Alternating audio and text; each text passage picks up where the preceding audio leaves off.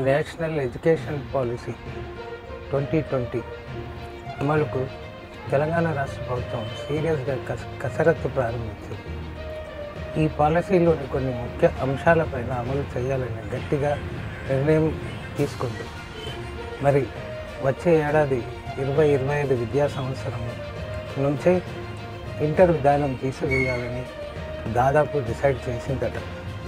ప్రస్తుతం రాష్ట్రంలో school education, intermediate వేరువేరు వ్యవస్థలుగా కొనసాగుతున్నాయి. కానీ ఇక ఇది ఎప్పుడు మారబోతుందో మీకు తెలుసా? ఈ కొత్త విధానం అమల్లోకి వస్తే బోర్డ్ ఆఫ్ ఇంటర్మీడియట్ స్థానంలో స్కూల్ ఎడ్యుకేషన్ పరిధిలోకి ఆ బాధ్యతలు వస్తాయి.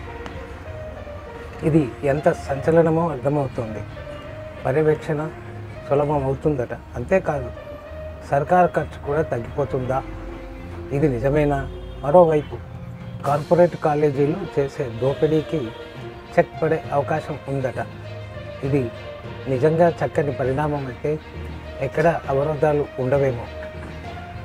ఇక తాజాగా విద్యాశాఖ అధికారులను ఎడ్యుకేషన్ క్యాబినెట్ సబ్ కమిటీ సమగ్ర నివేదిక ఇవ్వమని ఆదేశించిందట. ఎన్ఈపీ 2020 వల్ల కలిగే ప్రయోజనాలు, సమస్యలపై పూర్తిగా క్లారిటీ రావాల్సిందే కదా.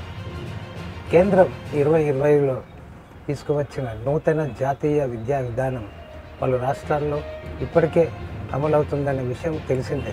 కానీ కొన్ని రాష్ట్రాలు అమలు చేశాయో తెలుసా? కేవలం 7 స్టేట్స్. తెలంగాణ రాష్ట్రం ఇంకా ఎందుకు వెనకబడి ఉంది? ఇలాంటి పలు ప్రశ్నలు రాష్ట్రం ముందు నిలుస్తున్నాయి. ఇంటర్మీడియట్ తీసివేసే దశలోనే తెలంగాణ కూడా ముందుకు వెళ్తుందా?